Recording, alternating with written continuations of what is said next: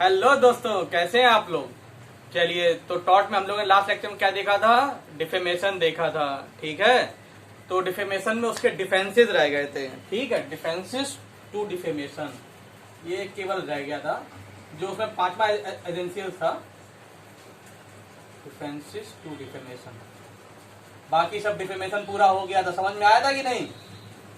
चलिए, उम्मीद है आ ही गया होगा। चलिए, डिफेंसेस टू डिफेमेशन, वही बात कि डिफेमेशन अगर किसी के ऊपर करता है तो जो डिफेंडेंट है उसके पास क्या डिफेंसेस अवेलेबल होंगे। देखिए, जनरली तीन है। कौन कौन से। पहला, जस्टिफिकेशन और ट्रूथ।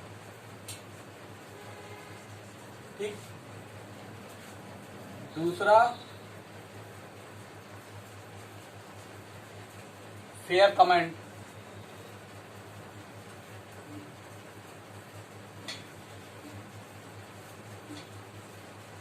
और तीसरा, प्रिविलेज। प्रिविलेजेस दो पार्ट में है। ठीक है, प्रिविलेजेस के दो हैं, एक एब्सोल्यूट प्रिविलेज और दूसरा है, बताइए, क्वालिफाइड प्रिविलेज। चलिए, ये डिफेंसेस अवेलेबल होते हैं डिफेमेशन में। पहला, जस्टिफिकेशन और ट्रूथ। दूसरा, फेयर कमेंट। और तीसरा, प्रिविलेज। प्रिविलेज दो पार्ट में है, या तो एब्सोल्यूट प्रिविलेज होगा या क्वालिफाइड प्रिविलेज होगा। चलिए, अब एक एक करके इनको डिस्कस करते हैं। पहला तो यही है। ठीक है, इसी के बारे में हम लोग नीचे डिस्कस कर रहे हैं। देखिए, जस्टिफिकेशन या ट्रूथ में क्या होता है कि सिविल केसेस में, ठीक है, सिविल केसेस में अगर डिफेमेशन अंडर टॉर्ट हो रहा है तो उसमें अगर किस स्टेटमेंट, जो डिफेमेटरी स्टेटमेंट है वो ट्रूथ है, ठीक है, तो वो कंप्लीट डिफेंस होगा। समझ में आई बात कि नहीं।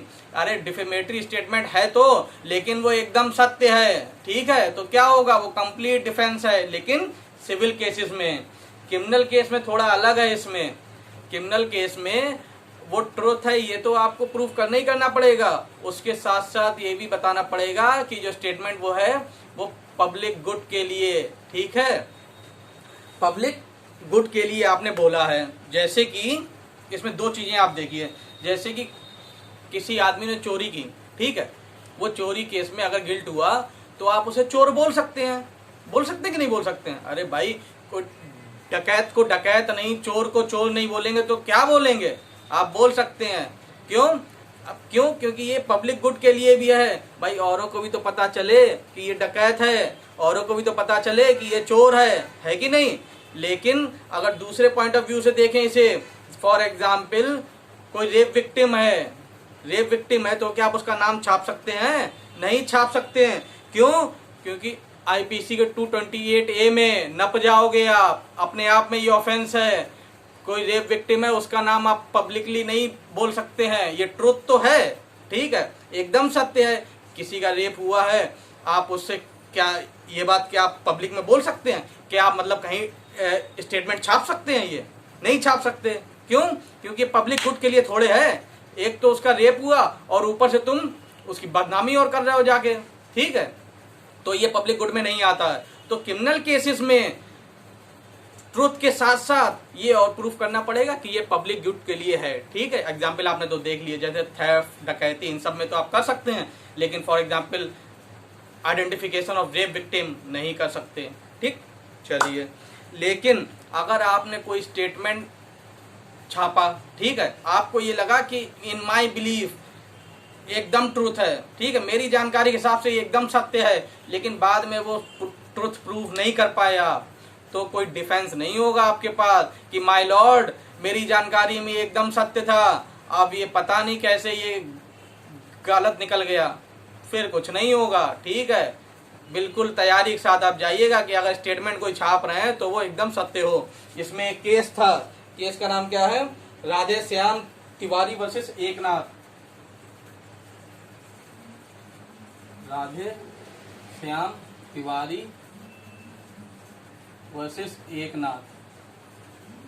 इसमें क्या हुआ था, भाई साहब एक न्यूज़पेपर का एडिटर था, एडिटर प्रिंटर सब कुछ एक ही आदमी था।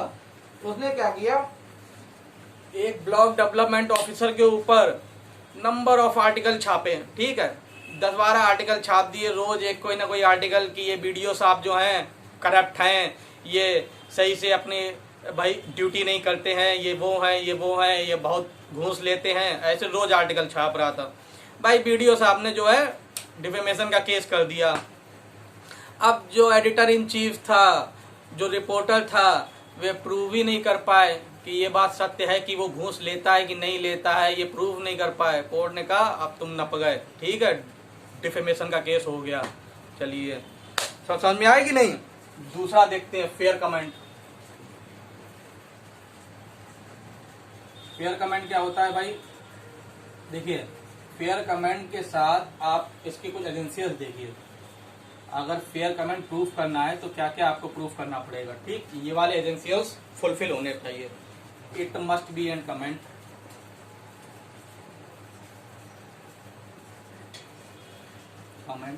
या हम कह सकते हैं ओपिनियन, ठीक है।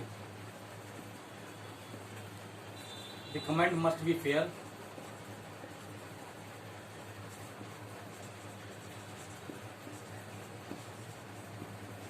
ठीक। तीसरा, it must, the matter commented must be upon public interest.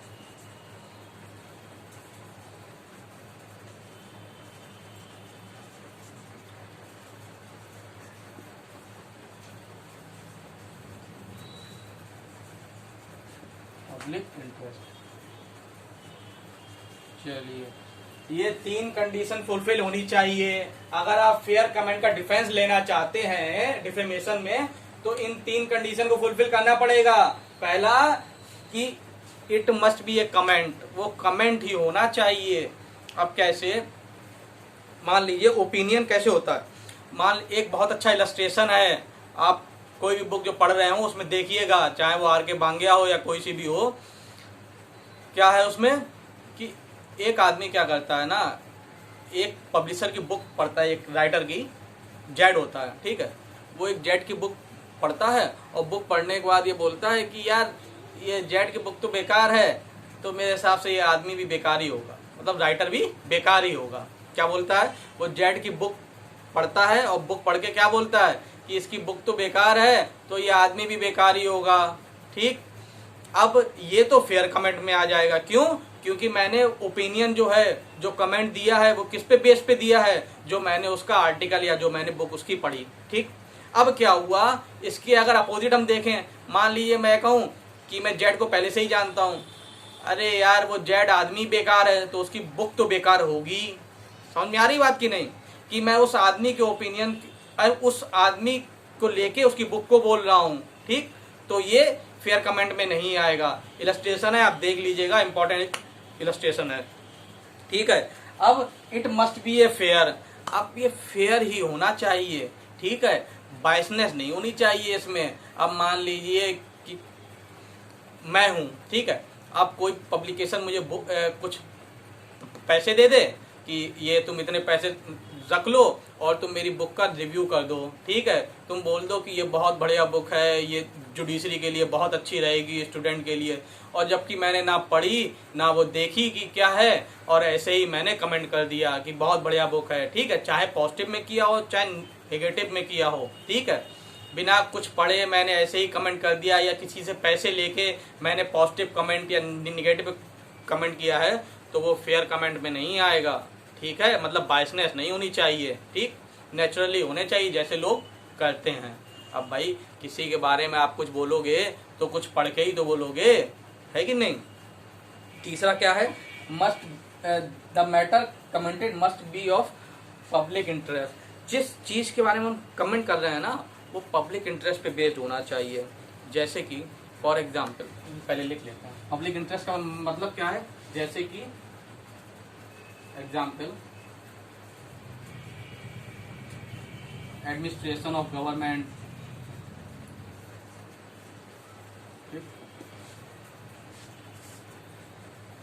Public companies, institution, मान लीजिए कोई नॉवल है, कोई बुक है, कोई आर्टिकल है, कोई मूवी है, ठीक, कोई पिक्चर है, ये सब चीजें ये सब आती हैं उसमें, किसमें, पब्लिक इंटरेस्ट में, ठीक। यही सब चीजें तो पब्लिक इंटरेस्ट में आएंगी। जिस चीज के लिए आप कमेंट कर रहे हो वो पब्लिक इंटरेस्ट में होना चाहिए, ठीक है, पब्लिक डोमेन में वो चीजें आनी चाहिए। अब जैसे कि मान लीजिए लेक्चर है, ठीक है, इस लेक्चर पे आप लेक्चर देखने के बाद आप कमेंट कर सकते हैं, क्यों, क्योंकि पब्लिक इंटरेस्ट में आएगा। क्यों, क्योंकि और भी लोग लेक्चर देखें तो वो आपके रिव्यू पे ही देखें, ठीक है। तो आपके पास पूरा राइट है इस लेक्चर पे कमेंट करने का, क्यों, क्योंकि पब्लिक इंटरेस्ट में आएगा। इसी हिसाब से किसी बुक को आप पढ़ने के बाद उस पर कमेंट कर सकते हो कैसी है, किसी मूवी को देखने के बाद आप कमेंट कर सकते हैं कि वो कैसी है, अपना रिव्यू दे सकते हैं, ठीक है, तो वो पब्लिक इंटरेस्ट में आ जाएगा। लेकिन जो चीज़ पब्लिक इंटरेस्ट में नहीं है उस पर आप कमेंट करते हैं तो फिर वो भाई डिफेंस नहीं होगा। फॉर एग्जाम्पल कोई लड़का जा रहा है, आप उसे देख के बोल रहे हैं यार कितना बदसूरत है ये, ठीक है, कोई जा रहा है, आपने उसे देख के बोला यार कितना बदसूरत है ये, या ये कितना अगली है, तो और फिर बाद में जब वो डिफेमेशन का केस करता है तो आप कहेंगे कोर्ट में कि माय लॉर्ड मैंने तो फेयर कमेंट किया था, ये तो बदसूरत है ही देखने में।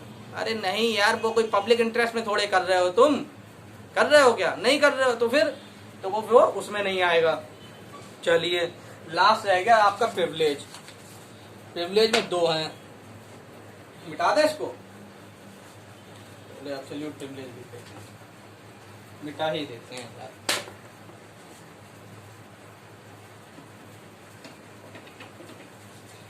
कमेंट किया करिए भाई, अपने दोस्तों से भी शेयर करिए, ठीक है।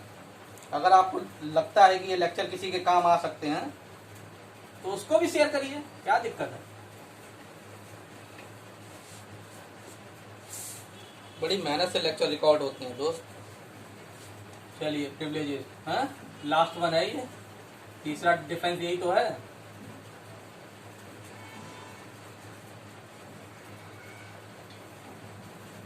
प्रिविलेजेस में दो हैं, ठीक है, पहले हम लोग देख लेंगे एब्सोल्यूट प्रिविलेजेस। एब्सोल्यूट प्रिविलेजेस क्या होते हैं, देखिए एब्सोल्यूट प्रिविलेज की एक खास बात है। क्या खास बात है कि अगर आप एब्सोल्यूट प्रिविलेज में फॉल हो रहे हैं, फिर चाहे वो क्यों ना स्टेटमेंट फॉल्स हो या मैलाइस उसमें हो, मैलिशियस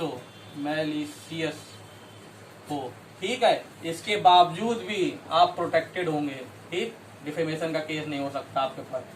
क्या है, एब्सोल्यूट प्रिविलेज की एक खासियत है कि आप अगर एब्सोल्यूट प्रिविलेज में फॉल हो रहे हैं तो चाहे फिर वो फॉल्स स्टेटमेंट हो, आपने जो बोला है, फिर चाहे उसमें मैलिशियस प्रोसिक्यूशन, मैलिशियस स्टेटमेंट हो, फिर भी आप प्रोटेक्टेड होंगे। तो अब हमें ये देखना पड़ेगा कि किस किस में एब्सोल्यूट प्रिविलेज कौन कौन से होते हैं।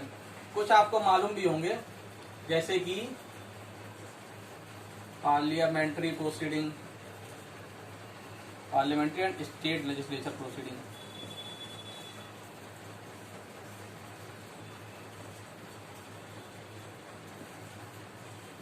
ये सब एब्सोल्यूट प्रिविलेज में आते हैं। जुडिशियल प्रोसीडिंग,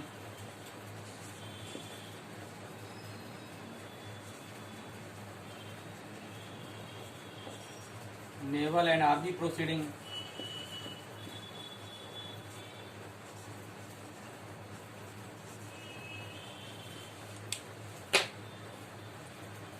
और स्टेट कम्युनिकेशन।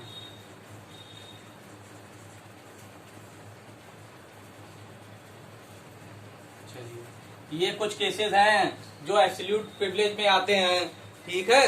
अब जैसे कि parliamentary and state legislature proceeding है, तो पार्लियामेंट्री प्रोसीडिंग प्रोटेक्टेड होती हैं किसमें, आर्टिकल 105 क्लॉज 2 देखिएगा कॉन्स्टिट्यूशन ऑफ इंडिया का, और इसमें आर्टिकल 194 क्लॉज 2 देखिएगा।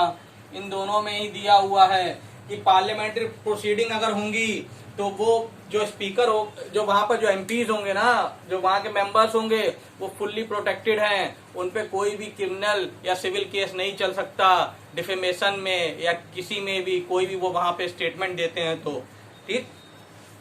अब जुडिशियल प्रोसीडिंग आपको मालूम ही है, नेवल और आर्मी प्रोसीडिंग भी बिल्कुल वैसे ही होती है।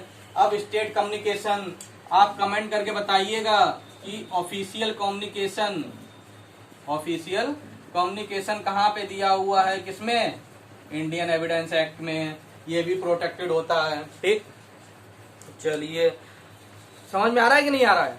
अरे भाई एब्सोल्यूट प्रिविलेजेस मतलब इसमें जो है अगर कोई भी स्टेटमेंट इसमें किसी में फॉल हो जाता है तो उसके ऊपर डिफेमेशन का केस नहीं हो सकता, फिर चाहे वो स्टेटमेंट फॉल्स हो, फिर चाहे वो मैलिशियसली हो। ठीक है, इससे कोई फर्क नहीं पड़ता क्योंकि वो एब्सोल्युटली प्रोटेक्टेड है। ठीक है, एब्सोल्यूट प्रिविलेज में फॉल कर रहा है। ठीक, दूसरा होता है क्वालिफाइड प्रिविलेज।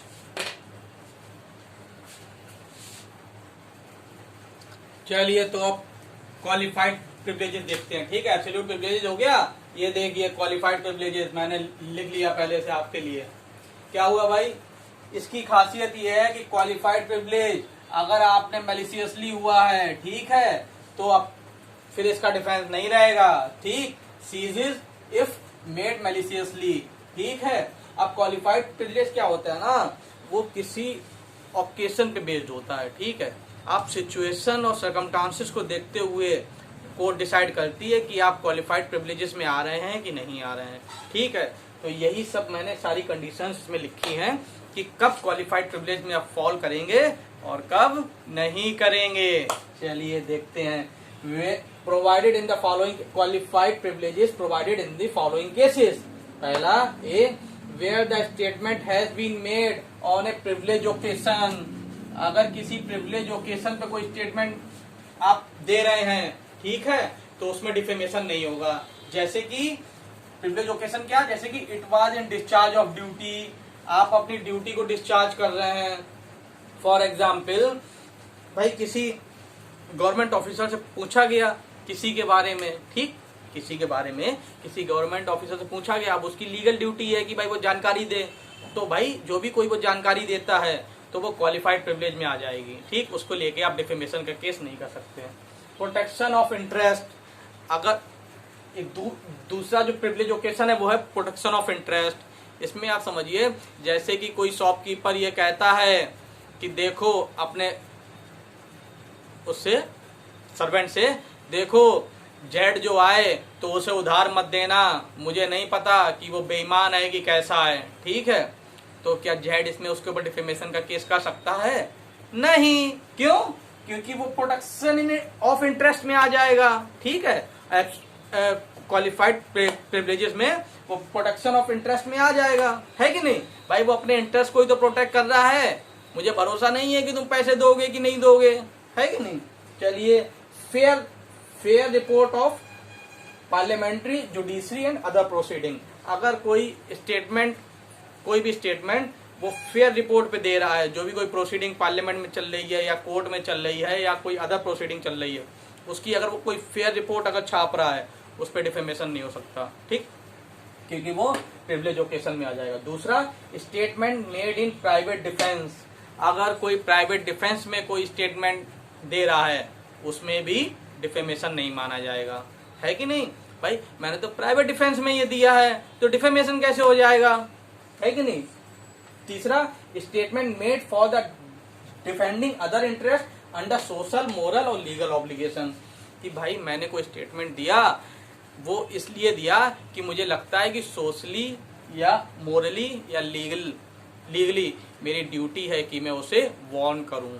इसमें क्या है, देखिए, फॉर एग्जाम्पल मैं किसी के घर गया, ठीक है, वहां पर मैंने उसके सर्वेंट को देखा, ठीक, अब उसके सर्वेंट को देख के मुझे ऐसा लगा कि यार ये आदमी ठीक नहीं है, ठीक है, तो मैंने उसे वार्न कर दिया अपने फ्रेंड को, देखो मुझे लग रहा है कि तुम्हारा नौकर अच्छा नहीं है, ये चोरी वोरी ना कर ले, ठीक है, इसके हाव भाव मुझे अच्छे नहीं लग रहे। तो ये किस में आएगा, ये इसी में आ जाएगा। ठीक है, statement made for defending other interest under social, moral and legal duty. ठीक, मुझे ऐसा लगा कि यार ये मेरी मोरल ड्यूटी है कि मैं उसे वार्न करूं, है कि नहीं। अब क्या है, अब फॉर एग्जाम्पल कोई फादर है, वो अपनी डॉटर को बोल रहा है कि देखो तुम उस लड़के के साथ मत रहो, वो लड़का अच्छा नहीं है, ठीक है, तो क्या वो लड़का केस कर सकता है? नहीं। क्यों? क्योंकि इसी में प्रोटेक्ट हो जाएगा, वो क्वालिफाइड प्रिविलेज में आ जाएगा, है कि नहीं। या आपके मम्मी पापा ये कहें कि भाई इस लड़के के साथ मत रहो, ये लड़का ठीक नहीं है, ठीक है, ये बुरे लोग हैं, इनके साथ मत रहो, तो क्या वो लड़का केस कर लेगा? नहीं। समझ गए आपकी? नहीं। तो ये लोग किस में आ जाते हैं? ये क्वालिफाइड प्रिविलेजेस में आ जाते हैं। ठीक है। अब statement made in defence of common interest, अगर कोई भी स्टेटमेंट इसलिए दिया गया है कि कॉमन इंटरेस्ट को प्रोटेक्ट करने के लिए, ठीक है, तो मान लो मैं किसी से कह रहा हूँ, फॉर एग्जाम्पल एक सर्वेंट दूसरे सर्वेंट से कह रहा है, ठीक है, एक सर्वेंट को सर्वेंट से कह रहा है, देखो यार तुम यार इनसे अपनी सैलरी टाइम पे लेते रहना मालिक से, ये ऐसे ही हैं, ठीक है, सैलरी रोक लेते हैं। तो क्या वो सर्वेंट के ऊपर केस कर सकता है? नहीं। क्यों? क्योंकि वो कॉमन इंटरेस्ट में कर रहा है कि नहीं?